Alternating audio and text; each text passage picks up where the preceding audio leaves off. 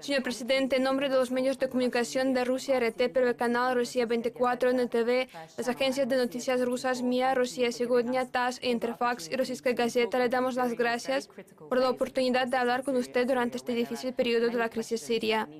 Hay muchas preguntas acerca de la dirección del proceso político de paz en Siria. ¿Cuáles son los últimos avances de la lucha contra el Estado Islámico? ¿Cuál es el estado de la alianza ruso-siria? ¿Cuál es la situación del gran número de refugiados sirios? Tema que ha dominado recientemente los medios de comunicación europeos. La crisis siria pronto cumplirá 5 años, en contra de todas las predicciones de los líderes occidentales de que su salida del poder estaba cerca. Sigue siendo presidente de Siria. Recientemente hubo una ola de especulación en relación con los informes de las reuniones de altos funcionarios de su gobierno con sus oponentes de Arabia Saudita. Esto condujo a la hipótesis de que el proceso político en Siria había entrado en una nueva etapa. Sin embargo, la posterior declaración de Riad, que sigue insistiendo en su salida del poder, muestra que casi nada ha cambiado a pesar de las amenazas y peligros que grupos como el Estado Islámico crean incluso en regiones remotas de la frontera con Siria. Así que, ¿cuál es su posición con respecto al proceso político? ¿Qué opinión tiene acerca del hecho de compartir el poder y trabajar conjuntamente con los grupos de la oposición que siguen declarando abiertamente que en Siria no habrá solución política sin su inmediata salida del poder? ¿Le han dado muestras de que están dispuestos a trabajar junto con usted y su gobierno? También sabemos que desde el comienzo de la crisis muchos de estos grupos requerían que usted llevase a cabo reformas políticas y transformaciones. Sin embargo, ¿es posible poner en práctica estos cambios ahora con la situación actual de fondo, la guerra en curso y la propagación del terrorismo en Siria? Permítame responder a su pregunta por partes, ya que incluye varios puntos. En cuanto a la primera parte de la pregunta sobre el proceso político, desde el comienzo de la crisis, hemos estado a favor del diálogo. Ha habido varias rondas de diálogo en Siria, Moscú y Ginebra. De hecho, en la única ronda de diálogos en la que hemos tenido éxito ha sido en la segunda ronda en Moscú. No en Ginebra ni en la primera en Moscú. Pero al mismo tiempo, este paso quedó incompleto. Y esto es natural, porque la crisis es de gran escala. No es posible encontrar una solución en un par de horas o días. Sin embargo, es un paso adelante y estamos a la espera de una tercera ronda de diálogos en Moscú. Creo que, paralelamente a la lucha contra el terrorismo, debe continuar el diálogo entre las partes y formaciones políticas sirias para llegar a una opinión unánime sobre el futuro de nuestro país. Tenemos que seguir avanzando en esta dirección.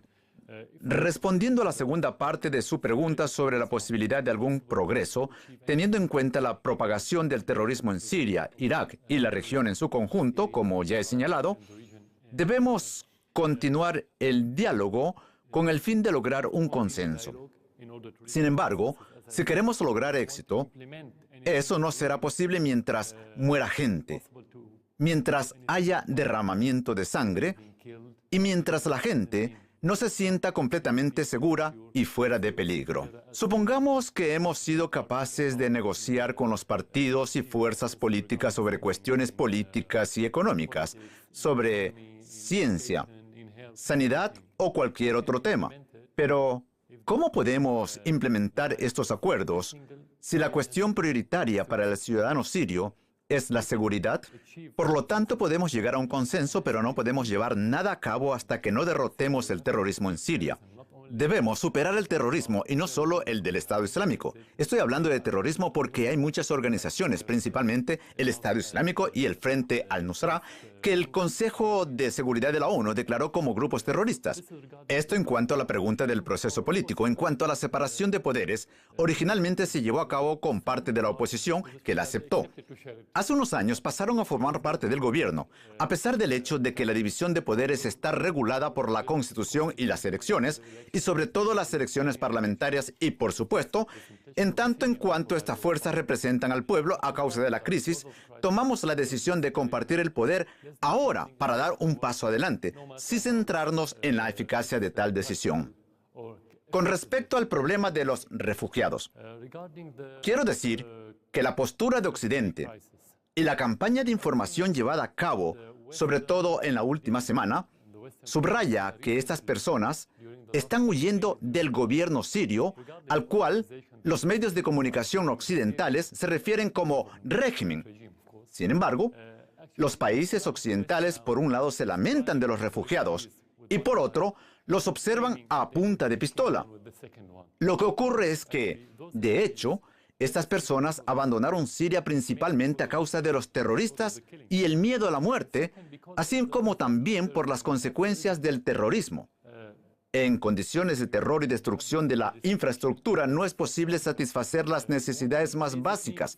Y como resultado, las personas huyen del terrorismo y buscan la oportunidad de ganarse la vida en cualquier otra parte del mundo. Por lo tanto, Occidente se lamenta de los refugiados a la vez que apoya a los terroristas desde el comienzo de la crisis. Originalmente, Occidente denominó los acontecimientos sirios protestas pacíficas. Después, actuaciones de la oposición moderada, y ahora habla de la existencia del terrorismo en nombre del Estado Islámico y el Frente al-Nusra. Pero por culpa del gobierno sirio, del régimen sirio y del presidente sirio. Por lo tanto, mientras continúe esta línea de propaganda, no tendrán más remedio que aceptar más refugiados. La cuestión no es que Europa deba o no aceptar a los refugiados, sino la necesidad de abordar las causas fundamentales de este problema. Esta es la raíz del problema de los refugiados. Señor presidente, propiamente ya ha tocado el tema de la oposición siria interna en su primera respuesta. Sin embargo, me gustaría volver al tema de nuevo porque es muy importante y para Rusia muy interesante. Díganos, por favor, ¿qué tiene que hacer la oposición siria interna para, de alguna manera, cooperar con el gobierno y apoyarlo en la lucha? ¿Qué declaran y qué quieren hacer en general? ¿Y cómo valora usted las perspectivas de una tercera ronda de diálogos en Moscú y Ginebra? ¿Será beneficioso para Siria, dada la situación? Como ustedes saben, estamos en guerra contra el terrorismo, que cuenta con el apoyo de fuerzas externas. Esto significa que se lleva a cabo una guerra total. Yo creo que cualquier sociedad, cualquier patriota, cualquier partido que represente al pueblo, en estas situaciones se deben unir contra un enemigo común, independientemente de que se trate de terrorismo interno o externo. Si hoy le preguntamos a cualquier sirio lo que quiere ahora, la primera respuesta será seguridad y estabilidad para todos. Por lo tanto, nosotros, como fuerzas políticas, tanto dentro como fuera del gobierno, estamos obligados a consolidarnos en torno a las demandas del pueblo sirio. Esto significa que, en primer lugar, debemos unirnos contra el terrorismo. Esto es obvio y lógico. Por eso digo que las fuerzas políticas, el gobierno o los grupos armados ilegales que luchaban contra el gobierno deben unirse para luchar contra el terrorismo. Y esto sucedió. Algunos grupos antes luchaban contra el gobierno sirio y ahora se oponen al terror de nuestro lado. En este sentido, ya se han tomado algunas medidas. Sin embargo, me gustaría aprovechar nuestro encuentro de hoy para hacer un llamamiento a todas las fuerzas a unirse en la lucha contra el terrorismo, puesto que esto es una forma de lograr los objetivos políticos fijados por los sirios a través del diálogo y del proceso político. Y en lo que se refiere a la tercera ronda de diálogos en Moscú y Ginebra, ¿cree usted que es una vía prometedora? La importancia de la tercera ronda de diálogos en Moscú consiste en que es una plataforma preparatoria para la tercera en Ginebra. El copatrocinio internacional del encuentro en Ginebra no ha sido imparcial, mientras que Rusia actúa en este asunto de manera imparcial y se rige por los principios de la legitimidad internacional y de acuerdo con la resolución del Consejo de Seguridad de la ONU. Además, existen discrepancias de principio en el punto sobre el gobierno de transición en la Declaración de Ginebra. Es necesario que en la tercera ronda en Moscú se resuelvan las controversias mencionadas entre las diferentes fuerzas en Siria para llegar a la tercera ronda en Ginebra con una postura consolidada. Esto creará las condiciones para el éxito de la tercera ronda en Ginebra.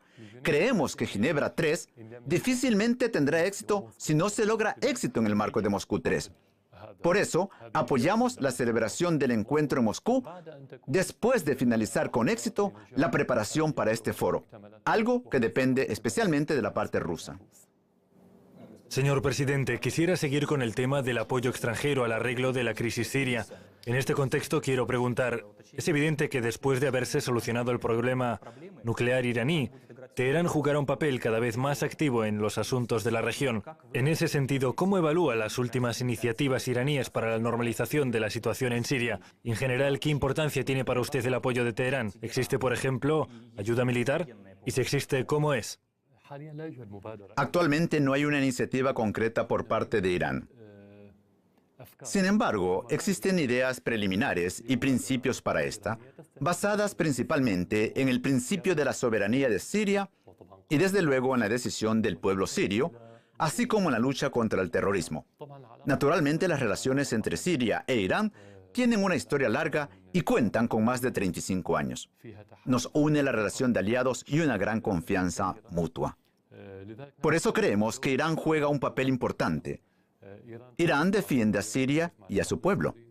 Este país apoya al Estado sirio en la política, en la economía y en el ámbito militar. Cuando hablamos del apoyo militar, no se trata de lo que intentan vender algunos medios de comunicación occidentales, como el envío a Siria de grupos militares iraníes. Eso es mentira. Teherán nos suministra maquinaria militar. Desde luego mantenemos un intercambio de especialistas militares entre Siria e Irán, pero este intercambio siempre ha existido.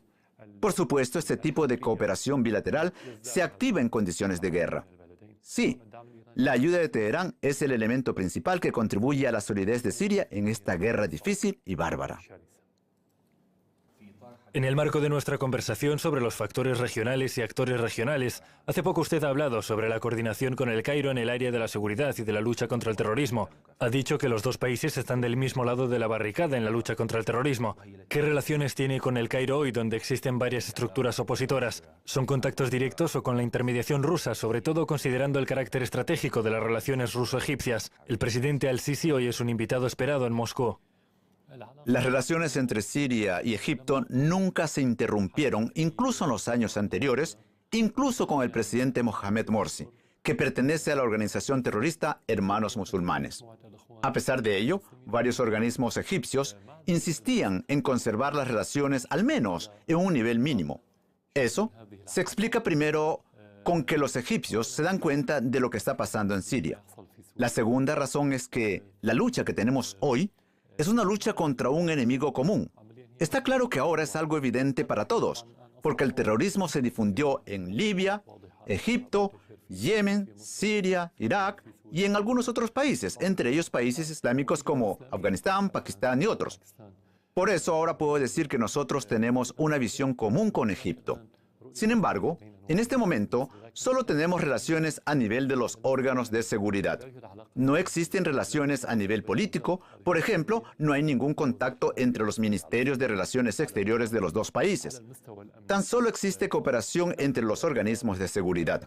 También hay que tener en cuenta que tanto sobre el Cairo como Damasco puede ejercerse presión para evitar que estemos unidos sólidamente. Estos contactos no se realizan a través de Moscú.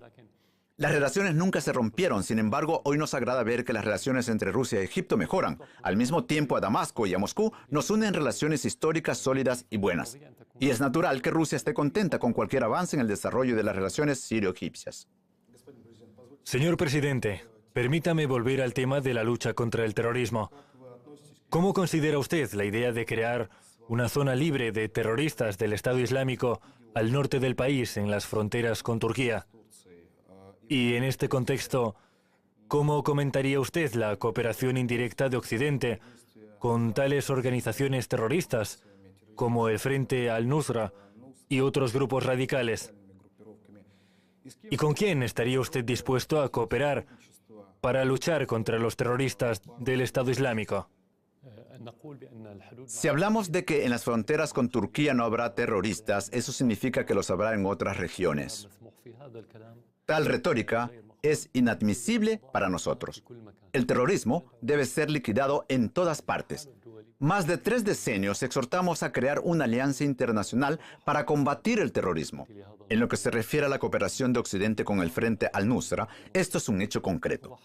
Todos sabemos que tanto al Frente al-Nusra como al Estado Islámico, Turquía, que mantiene estrechas relaciones con Occidente, los abastece de armas, dinero y voluntarios. Tanto el presidente Erdogan como el primer ministro Davutoglu no dan ni siquiera un paso sin coordinarlo en primer lugar con Estados Unidos y con otros países occidentales. Tanto el Frente al-Nusra y el Estado Islámico le deben su crecimiento de poder en la región al proteccionismo occidental, que consideran el terrorismo como un joker que periódicamente lo sacan de la manga para utilizarlo. Hoy ellos quieren usar al Frente al-Nusra contra el Estado Islámico. Puede ser porque, en cierta medida, el Estado Islámico se les ha ido de su control. Sin embargo, esto no significa que quieren liquidar el Estado Islámico. Si quisieran, ya lo hubieran hecho.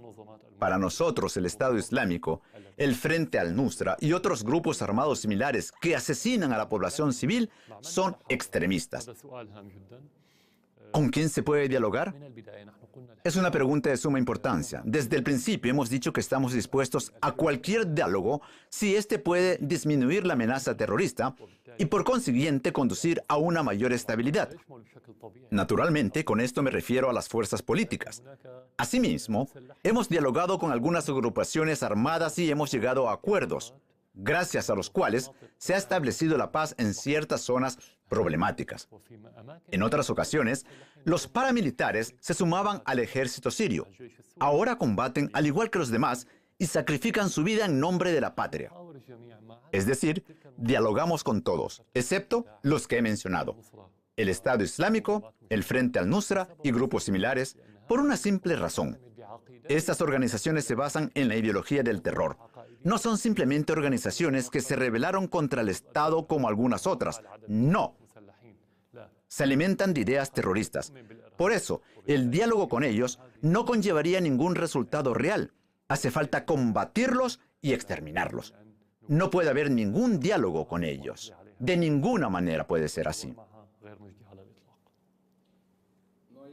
Hablando sobre los socios regionales, ¿con quién está usted dispuesto a colaborar en la lucha contra los terroristas? Por supuesto, colaboramos con países amigos, ante todo con Rusia, Irán, también con Irak, que lucha contra el terrorismo al igual que nosotros. En cuanto a otros estados, estamos abiertos a la colaboración con cualquiera que tenga una firme determinación a luchar contra el terrorismo.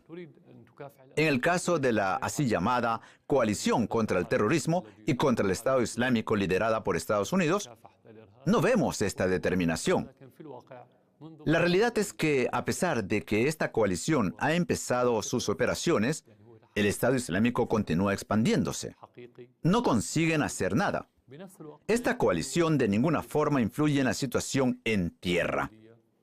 Al mismo tiempo, países como Turquía, Qatar, Arabia Saudita y también Francia, Estados Unidos y otros países occidentales que respaldan a los terroristas no pueden luchar contra el terrorismo. No se puede al mismo tiempo estar en contra de los terroristas y de su lado. Sin embargo, si estos países deciden cambiar su política, y es que el terrorismo es como un escorpión, si lo pones en tu bolsillo inevitablemente te va a morder. No nos negaremos a colaborar con ellos siempre que sea una coalición antiterrorista real y no ilusoria. ¿En qué estado está el ejército sirio? Las fuerzas armadas del país ya llevan más de 4 años combatiendo. ¿Están desangradas por la guerra o los combates solo las consolidan? ¿Existen aún reservas para reforzar su actividad? Y otra pregunta muy importante. Ha dicho que sus exenemigos y los exenemigos del ejército sirio se pasaron a su bando y ahora están luchando en el ejército del gobierno. ¿Son muchos? ¿Y en qué medida ayudan a combatir a los grupos radicales? Por supuesto, cualquier guerra es un mal. Cualquier guerra es destructiva. Cualquier guerra debilita a la sociedad y al ejército, por más rico y fuerte que sea el país. Sin embargo, no es un factor determinante porque todo tiene su lado positivo. La guerra debe consolidar a la sociedad ante el enemigo, y cuando un país sufre una agresión, el ejército se convierte en el símbolo más importante para cualquier pueblo. El pueblo cuida al ejército, le presta todo el apoyo necesario, incluyendo los recursos humanos como voluntarios y reclutas, para que defiendan la patria. Al mismo tiempo, la guerra da a las Fuerzas Armadas una gran experiencia en operaciones militares. En otras palabras, siempre hay lados positivos y negativos. No se puede plantear la pregunta de esta forma: ¿se debilitó el ejército o se hizo más fuerte? Gracias al apoyo popular entran voluntarios al ejército. En cuanto a su pregunta, si hay todavía recursos, puedo decir, claro, si el ejército no tuviera recursos, habría sido imposible aguantar 4 años y medio de una guerra extremadamente difícil, sobre todo contra nuestro enemigo actual, que tiene recursos humanos ilimitados. En Siria, combaten terroristas de más de 80 o 90 países del mundo. Es decir, el enemigo cuenta con el apoyo de millones de personas en diferentes países que las mandan a luchar en el bando de los terroristas. En lo que se refiere al ejército, nuestros recursos son ante todo los sirios. Así que sí tenemos recursos, lo que nos permite seguir defendiendo el país. Asimismo, tenemos la persistencia, porque los recursos no se limitan a los recursos humanos, también es la voluntad. Y actualmente nuestra voluntad de luchar y defender nuestro país de los terroristas es más fuerte que nunca. Precisamente esta situación hizo que algunos paramilitares que al principio por alguna razón luchaban contra el Estado entendieran que estaban equivocados y decidieron unirse a las fuerzas estatales. Ahora están luchando junto con el ejército. Algunos se sumaron a las Fuerzas Armadas, otros colaboran con las Fuerzas Armadas de la República en diferentes regiones de Siria. Esta es la situación del ejército en Siria. Señor presidente, Rusia también lleva ya 20 años luchando contra el terrorismo. Este puede tener diferentes formas, pero parece que ahora ustedes lo están enfrentando cara a cara. El mundo ve un nuevo modelo de terrorismo. En el territorio ocupado, el Estado Islámico establece juzgados, administraciones. Hay datos de que se disponen a emitir su propia moneda, es decir, aparecen ciertos rasgos formales de un Estado y esto quizás sea uno de los factores que atraen cada vez más simpatizantes de diferentes países. Entonces, ¿podría explicarnos contra qué están luchando ustedes? ¿Se trata de un grupo terrorista enorme o tal vez de un nuevo Estado que busca cambiar radicalmente las fronteras en la región y en el mundo en general? ¿Qué es ahora el Estado Islámico?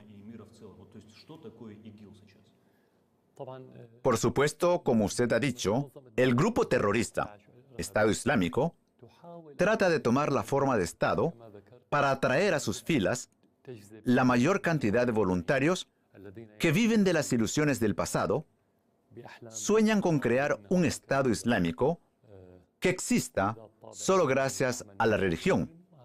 Este es un enfoque idealista que no tiene nada que ver con la realidad.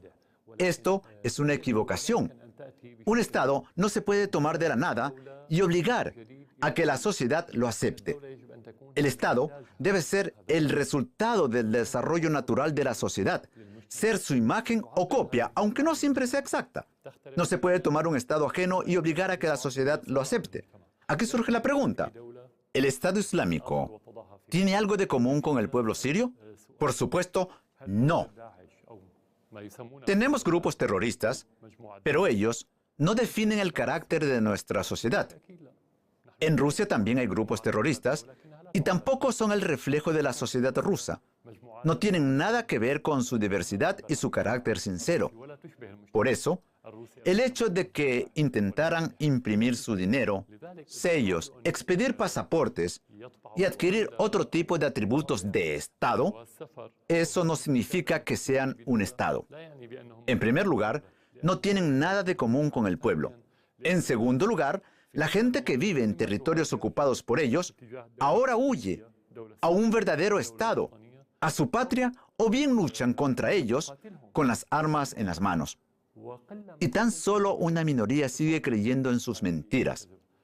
Por supuesto que ellos no son Estado, sino un grupo terrorista. Veamos quiénes son realmente. Ellos son la tercera ola de organizaciones políticas creadas por Occidente para difundir su venenosa ideología. Persiguen fines políticos. La primera ola, a inicios del siglo pasado, trajo a los hermanos musulmanes. La segunda ola a Al-Qaeda, que luchó contra la URSS en Afganistán. Y la tercera ola son el Estado Islámico, el Frente al-Nusra y otras organizaciones similares. ¿Qué son el Estado Islámico y otros grupos de esta índole? Son un proyecto extremista de Occidente. Señor presidente, desde que empezó la crisis siria han surgido más polémicas sobre el problema kurdo. Incluso antes, ustedes que representan el Damasco oficial recibieron fuertes críticas por su actitud hacia la minoría kurda.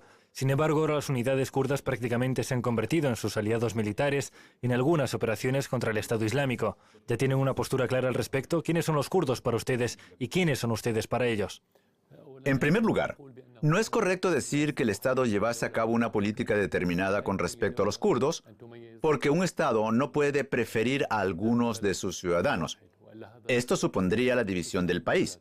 Si realmente hubiéramos realizado una política discriminatoria en la sociedad, la mayor parte no estaría del lado del gobierno y el país se hubiese dividido desde el principio. Consideramos a los kurdos parte de la sociedad siria. No son extraños. Viven en esta tierra, igual que los árabes, los circasianos, los armenios y muchas otras naciones y confesiones religiosas que conviven en Siria desde tiempos remotos. No sabemos cuándo algunas de estas naciones aparecieron en la región, pero sin estos componentes no habría en Siria una sociedad monolítica. Ahora bien, me pregunta si los kurdos son nuestros aliados. No, ellos son patriotas. Además, aquí no se puede generalizar. Como cualquier otro elemento integrante de la sociedad siria, los kurdos se dividen en varias tendencias, pertenecen a distintas tribus y partidos políticos de izquierda y derecha, y difieren en otras cosas. Es decir, si hablamos de los kurdos como un todo, no podemos ser objetivos. Algunos partidos kurdos plantean ciertas demandas. Sin embargo, no representan a todos los kurdos. Hay kurdos que se han adaptado totalmente a la sociedad. Y me gustaría subrayar que en esta etapa no solamente son nuestros aliados, como algunos han intentado definirlos. Es que en nuestro ejército, entre los héroes caídos, hay muchos kurdos. Eso quiere decir que los kurdos viven en armonía dentro de nuestra sociedad.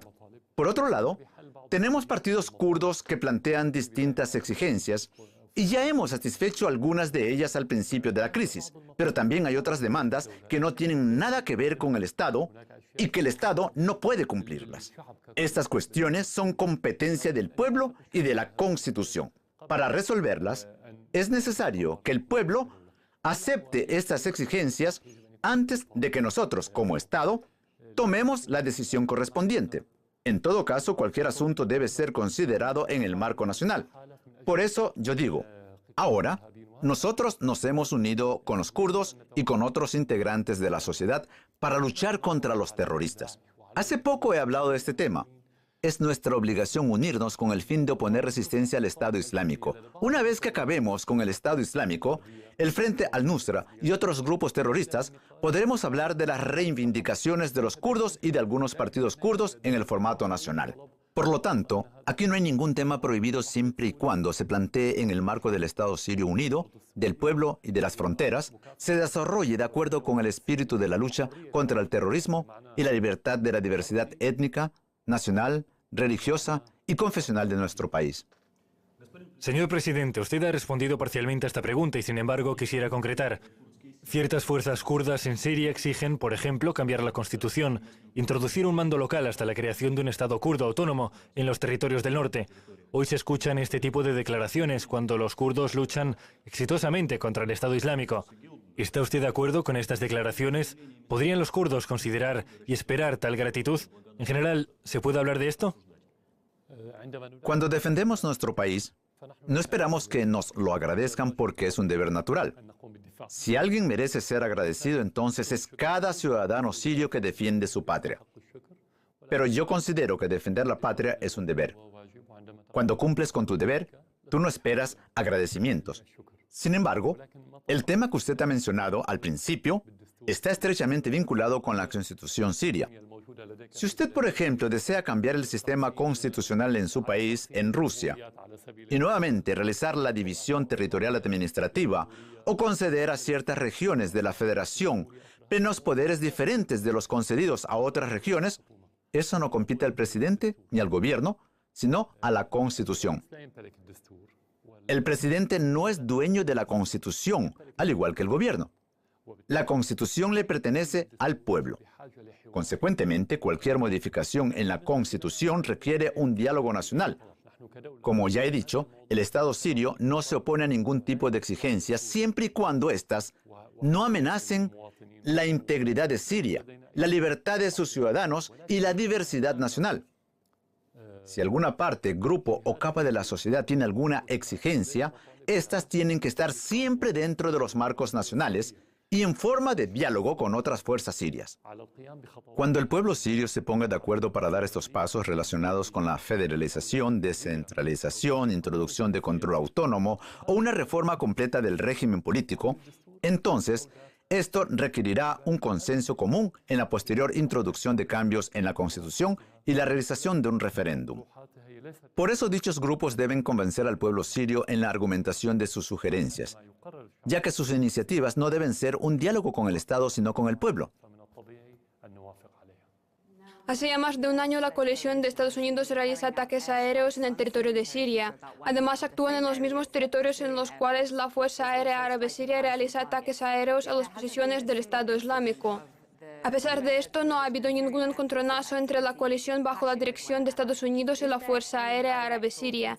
¿Existe algún tipo de coordinación directa o indirecta entre el gobierno sirio y la coalición en la guerra contra el Estado Islámico? Se sorprenderá, pero la respuesta es no.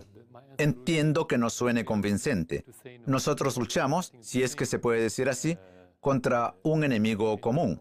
Atacamos los mismos objetivos y los mismos lugares sin ningún tipo de coordinación, y no nos tropezamos los unos con los otros. Puede parecer extraño, pero es verdad. Entre el gobierno, el ejército sirio y Estados Unidos, no hay ningún tipo de coordinación o contacto. Y es porque no pueden admitir ni aceptar el hecho de que nosotros somos la única fuerza que lucha contra el Estado Islámico en tierra. Desde su punto de vista, quizás la cooperación con el ejército sirio sería admitir nuestra efectividad al enfrentarnos al Estado Islámico. Por desgracia, esta actitud refleja la miopía y la terquedad de la administración estadounidense. Entonces no hay siquiera una cooperación indirecta, por ejemplo, por medio de los kurdos. Digo esto porque, como nos es sabido, Estados Unidos coopera con los kurdos y los kurdos, por su parte, tienen contacto con el Estado sirio. No hay un tercer bando, tampoco los iraquíes. En el pasado nos avisaban por medio de los iraquíes antes de cualquier ataque. Desde entonces, no hemos contactado con ellos.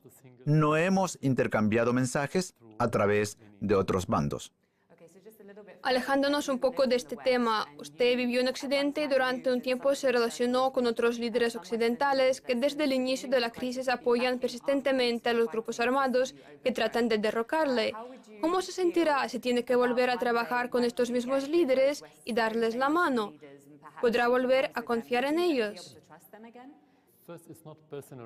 En primer lugar, no se trata de una relación personal, sino de una relación interestatal. Cuando hablamos de las relaciones entre países, hablamos de ciertos mecanismos, no de confianza. La confianza es algo personal, algo con lo que no se puede contar en las relaciones políticas entre personas. Yo soy responsable de 23 millones de ciudadanos en Siria y otra persona, digamos, es responsable de otras decenas de millones de personas en otro país. No se puede hacer que el destino de decenas o cientos de millones de personas dependa de la confianza entre dos personas. Debe haber un mecanismo. Cuando este existe, entonces se puede hablar de confianza, de otra confianza, no a nivel personal. En segundo lugar, la principal tarea de cualquier político, Estado, primer ministro o presidente es trabajar para el bien de sus ciudadanos y del país. Si un encuentro o apretón de manos con alguien puede beneficiar al pueblo sirio, yo estoy obligado a hacerlo, me guste o no. No hablamos de mí, no hablamos de si puedo o quiero hacerlo. Hablamos del beneficio que puedan traer las decisiones que yo vaya a tomar. Así que sí, estamos dispuestos a hacer todo lo que pueda beneficiar al pueblo sirio. Sigamos hablando de las coaliciones por la lucha contra el terrorismo y el Estado Islámico. El presidente de la Federación de Rusia, Vladimir Putin, llamó a crear una coalición regional para la lucha contra el Estado Islámico y quizás las últimas visitas de algunos delegados árabes a Moscú se realizaron en este marco. Sin embargo, el ministro de Asuntos Exteriores de Siria, Walid al-Mualem, dijo que para esto se necesita un milagro. Se refiere, según Damasco, a la coordinación en el área de la seguridad con los gobiernos de Jordania, Turquía y Arabia Saudita. ¿Cómo ve este tipo de coalición? ¿Cree que puede dar resultados? Como ya ha mencionado anteriormente, cualquier relación depende de los intereses. ¿Está usted dispuesto a coordinar sus acciones con estos países? Es cierto que ha habido reuniones entre funcionarios sirios y saudíes, como han informado los medios de comunicación. Con respecto a la lucha contra el terrorismo, es un tema global y ambicioso que cuenta con aspectos culturales, económicos y militares que está directamente relacionado con la seguridad. Claro que en términos de medidas preventivas, todos los demás aspectos son más importantes que el aspecto militar y las cuestiones de seguridad. Hoy, sin embargo, teniendo en cuenta la realidad de la lucha contra el terrorismo, sobre todo cuando nos enfrentamos no solo a grupos armados concretos, sino a todo un ejército terrorista que cuenta tanto con armamento ligero como pesado y con miles de millones de dólares para reclutar a más miembros, se debe prestar atención en primer lugar al aspecto militar y a las cuestiones de seguridad. Así que para nosotros es evidente que la coalición debe actuar en diferentes direcciones, pero sobre todo debe luchar contra los terroristas en el campo de batalla. Es lógico que dicha coalición deba ser creada por los países que creen en la lucha contra el terrorismo. En la situación actual es posible que la misma persona apoye el terrorismo y luche contra él. A eso se dedican ahora países como Turquía, Jordania y Arabia Saudita. Pretenden ser una parte de la coalición antiterrorista que opera en el norte de Siria, aunque también apoyan el terrorismo en el sur, en el norte y en el noroeste. Básicamente, en las mismas zonas en las que luchan contra el terrorismo. Subrayo una vez más, si esos países deciden volver a la actitud correcta, cambian de opinión y deciden luchar contra el terrorismo por el bien común, entonces nosotros, naturalmente, lo aceptaremos y cooperaremos con ellos y otros estados. No es algo categórico. No es que pensemos en términos del pasado. Las relaciones políticas cambian con frecuencia, pueden ser malos y hacerse buenos, o un enemigo puede volverse tu aliado. Es algo normal. Quien quiera que sea, cooperaremos con él en la lucha contra el terrorismo. Señor presidente, actualmente está teniendo lugar un enorme desplazamiento de refugiados. En gran medida estos refugiados proceden de Siria y se dirigen a Europa. Existe la idea de que estas personas están prácticamente perdidas para Siria, ya que han sido perjudicadas por el gobierno sirio, que no ha podido protegerlos, y se han visto obligados a abandonar sus hogares. Diga, por favor, ¿cómo contempla usted a estas personas que han tenido que abandonar Siria? ¿Los contempla como parte de un potencial electorado sirio en el futuro? ¿Tiene la impresión de que volverán? Y una pregunta más, ¿qué parte de culpa le corresponde a Europa en esta salida de refugiados que está teniendo lugar ahora? En su opinión, ¿es Europa culpable de ella? Cualquier persona que abandone Siria sin lugar a dudas es una pérdida para la patria. No importa su ideología o posibilidades. Naturalmente, con excepción de los terroristas. Es decir, estoy hablando de todos los ciudadanos menos los terroristas. Por eso, para nosotros, esta emigración supone una gran pérdida. Me ha preguntado acerca de las elecciones. El año pasado hubo elecciones presidenciales en Siria, en los países limítrofes, y en el Líbano, en primer lugar. Había numerosos refugiados. Si hemos de creer en la propaganda de los medios de comunicación occidentales, todos ellos huyeron del gobierno sirio, que los perseguía y los mataba. Los presentaron como si fueran enemigos del gobierno. ¿Cuál sería el asombro de los occidentales al ver cómo se dirigieron a los colegios electorales para depositar su voto a favor del presidente, a favor de quien supuestamente los estaba matando? Esto fue un golpe serio para los propagandistas. Con el fin de organizar la votación en el extranjero, debían darse determinadas condiciones. Hacía falta que hubiera una embajada. El gobierno sirio debía controlar el proceso de votación. Todo ello depende de las relaciones con los países extranjeros. Muchos estados habían roto las relaciones diplomáticas con Siria y habían cerrado nuestras embajadas en su territorio. En esos estados no fue posible celebrar votaciones y los ciudadanos tuvieron que ir a otro país donde sí hubiera colegios electorales. Eso fue lo que sucedió el año pasado. Por lo que respecta a Europa, por supuesto que es culpable. Ahora Europa trata de mostrar el asunto como si su culpa estuviera tan solo en no haber puesto los medios o no haber podido garantizar una inmigración organizada, razón por la cual los refugiados se ahogaban al tratar de atravesar el Mediterráneo. Lo sentimos por todas las víctimas inocentes, pero ¿acaso la vida de los que se ahogan en el mar es más valiosa que la de los que mueren en Siria? ¿Por qué ha de ser su vida más valiosa que la de los que mueren degollados a manos de los terroristas? ¿Cómo es posible compadecerse del niño que murió en el mar y no reparar en los miles de niños, ancianos, mujeres y hombres que se han convertido en víctimas de los terroristas en Siria? Este bochornoso doble rasero de los europeos se ha hecho evidente para todos y ya no se acepta. Carece de lógica sentir compasión por algunas de las víctimas e ignorar a todas las demás. No existe entre ellas ninguna diferencia sustantiva. Europa, desde luego, tiene responsabilidad en la medida en que ha apoyado y sigue apoyando y financiando el terrorismo. Ella califica a los terroristas de oposición moderada y distingue entre ellos. Pero todos ellos son extremistas. Eso lo sabemos todos. Si me lo permite, me gustaría volver a la pregunta sobre el futuro político de Siria. Señor presidente, sus oponentes, y por tales entiendo tanto a los que se oponen al poder con armas en la mano como a sus adversarios políticos, siguen insistiendo en que una de las más importantes condiciones para llegar a la paz es su retirada de la arena política y su renuncia al cargo de presidente. ¿Qué opina de ello, no solo como cabeza de gobierno, sino también como ciudadano de su país? Y teóricamente, ¿está usted dispuesto a marcharse si tiene la sensación de que es necesario? Añadiré algo a lo que usted ha dicho. Desde el principio, la campaña informativa de Occidente ha estado dirigida a persuadir de que todo el problema estaba en la persona del presidente. ¿Y eso por qué? Porque querían que se tuviera la impresión de que el problema sirio se reduce a un solo individuo. En consecuencia, la reacción natural de la gente frente a esta propaganda era suponer que si toda la cuestión es cosa de una persona, de ninguna forma ésta puede hallarse por encima de los intereses nacionales y debe marcharse, y que en este caso todo estaría resuelto. Así es como lo simplifica todo Occidente.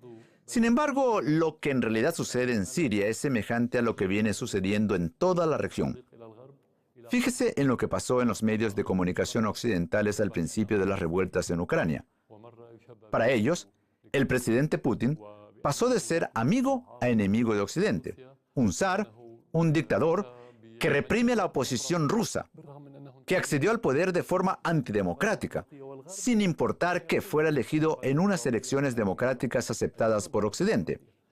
Hoy, para ellos, esto ya no es una democracia. Así es la campaña de información occidental. Se dice que cuando se vaya el presidente las cosas irán mejor. Pero eso, de hecho, ¿qué significa? Para Occidente significa que mientras siga siendo presidente, ellos seguirán apoyando el terrorismo, porque han convertido en una prioridad el cambio de dirigente de los llamados regímenes de Siria, Rusia y otros países. Y es que Occidente no admite socios ni estados soberanos. ¿A qué se reducen sus aspiraciones por lo que respecta a Rusia y a Siria y a Irán? Se trata de estados soberanos. Les gustaría quitar a una persona y poner en su lugar a otra que actúa en interés de Occidente y no en el de su propia patria. En lo que atañe al presidente, llega al poder con la conformidad de su pueblo, por medio de un proceso electoral, y si se va, lo hace a petición de su pueblo, y no por decisión de Estados Unidos, del Consejo de Seguridad de las Naciones Unidas, de la Conferencia de Ginebra o del Memorando de Ginebra. Si el pueblo desea que se quede, el presidente se quedará. Esa es mi postura principal. Señor Assad, el conflicto bélico se ha prolongado durante más de 4 años. Usted probablemente a menudo analiza lo acontecido y vuelve la mirada al pasado. Desde su punto de vista, ¿hubo algún momento decisivo en el que comprendiera que la guerra era inevitable? ¿Quién puso en marcha los engranajes de esta guerra? ¿La influencia de Washington, sus vecinos de la región de Oriente Medio o sus propios errores? ¿Hay algo que lamente y que desearía cambiar si fuera posible volver atrás en el tiempo? Cualquier gobierno comete errores. Sucede probablemente todos los días. Pero estos errores no son fatídicos, sino más bien una cuestión cotidiana. ¿Qué errores han podido conducir a lo que ha sucedido en Siria? No suena lógico.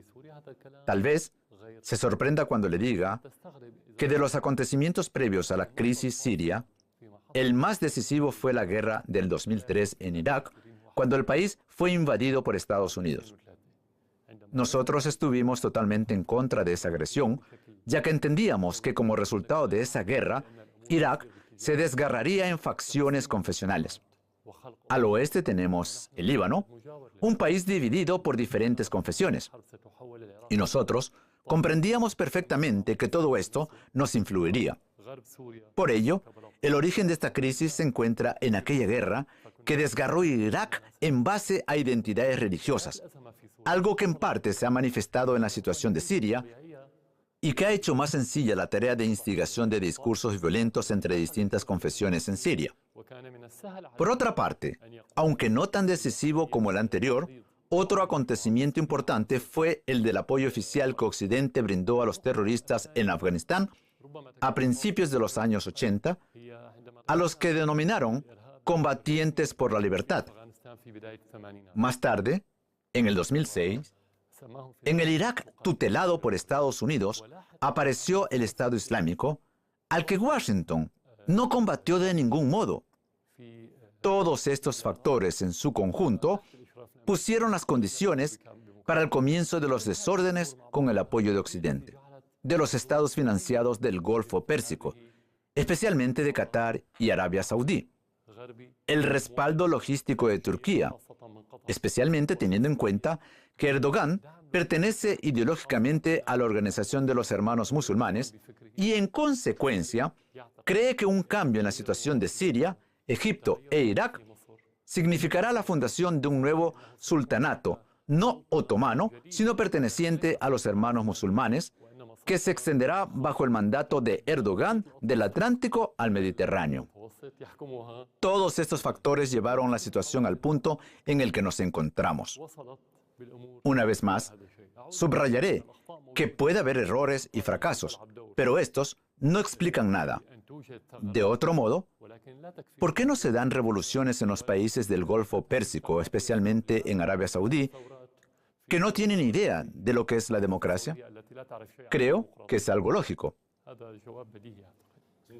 Señor presidente, le agradecemos que haya compartido su tiempo con nosotros y que haya respondido detalladamente a nuestras preguntas. En septiembre usted celebra su 50º cumpleaños. En las presentes circunstancias, lo más que podemos desearle es que vuelva la paz y la tranquilidad cuanto antes a tierras sirias. Gracias. Gracias a ustedes, gracias a usted especialmente.